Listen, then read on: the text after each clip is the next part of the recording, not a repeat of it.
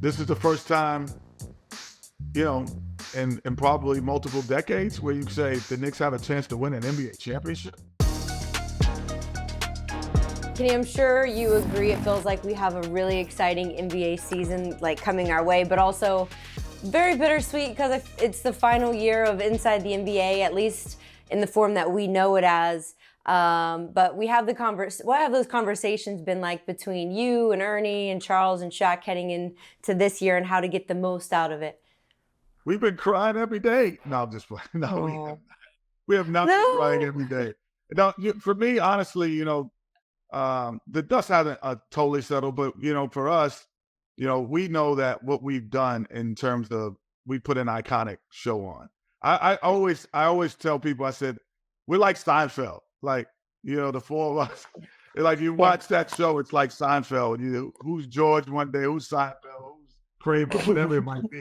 We're those four characters, and I watch television now, and I go, man. They're saying that because we created that moment, and now it's part of other sports shows that people don't even realize we created sometimes. So that's always flattering, but also I feel like, how do I put it? I feel like LeBron in his free agent year, and at some point I'm gonna have to go. I'm taking my talents to, or I'm staying at, because it could be a hybrid situation of what we're doing now, continuing at TNT, or something different, because our phones ring a lot. I'm excited about that. At the same time, like I said, there's an opportunity to create something that's maybe a hybrid and continue to stay there. But none of us, none of our production staff, none of our makeup. I don't think anyone who works the statisticians, no one's worried about having a job, because we're all coveted, because I think we've proven that we're the best at what we do. So for me, if it's about basketball, I'm going to be in it. Continue these moments together, hopefully. But if not, it'll be some version of that. Got to talk some hoops with you, of course. First and foremost, I want to know what you think, or what you thought about that Knicks trade for Cat when it first went down. Could you give me a letter grade for the Knicks before and then after that trade? Well, I think in terms of letters, I thought they were already a B plus team. Without the addition, I think what he does is he makes them a contender. So they're a team now. Yeah.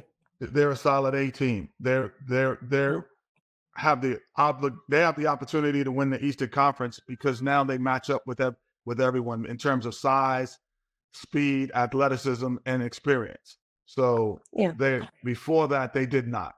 They were just a great team, but they were undersized, because everyone was an undersized player. As great as Julius Randle is, he's an undersized power forward, where Cat isn't undersized. And in the Eastern Conference with Joel Embiid, you can't be really undersized at those positions. So I thought it was great for the Knicks. This is the first time, in probably multiple decades where you say the Knicks have a chance to win an NBA championship. Sheesh, that's since the 90s. Yeah. 1990s. So this is a great trade for the Knicks to me. With all that being said, are you taking the Knicks or the Celtics to the finals? I'm saying the Celtics are the favorite, because what the Knicks don't have is experience together, and it's very difficult in 1 year to get that and get there. It's usually the second year. So I would say that the Celtics have the advantage, along with even Philly, because they have one of those. But I think the Knicks will be in the Eastern Conference Finals this year. Looking at the West, as of right now, according to FanDuel, the odds to make the NBA Finals go Thunder, Nuggets, T-Wolves, and the Mavericks. Would you say that sounds right? Thunder, Nuggets. No. I don't think that's the correct order. I think that the order one is going to be health, but I think that the Denver Nuggets are still the most likely candidate to be in the Western Conference Final more than anyone else. They all have an opportunity, even down to the Lakers and Golden State, who was aging, or you know, they all have an opportunity to be there. But if you say the odds-on favorite, who they'd have to play, not that they could win it, but who's going to be there to play for the Western? I would say Denver Nuggets will be there, and you have to play them to get to the. Yeah. It was really cool to see Bronny James out there with his dad. I know he's struggling a little bit, which is obviously no way around that. But do you feel like it's unfair or too early to say it won't work out for him in the NBA at this point? I mean, he's a second-round pick. Most second-round picks are going to play in the G League at times. They're going to be two-way players. I would say 90% of the second-round picks are probably having the struggles that he's having right now. That's what you are. You're a second-round pick. You supposed, because you're really in the second round because of your vast potential moving forward. And him not, I think more than anything, him not playing really college basketball last year is the reason why he struggled, because he had heart problems, and so you can't negate the fact that you didn't play competitive basketball for a year, and then you get drafted based on your potential of who you were. So if he had played basketball and he had played at USC the whole season, we would see a different player. So I'm looking for this summer coming up next year, like I would do any second round pick.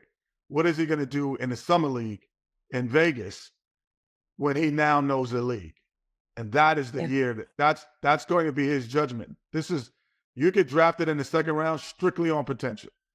And then you get a year to figure it out, and you got to come back that second year. So he's no different from anyone else. Right.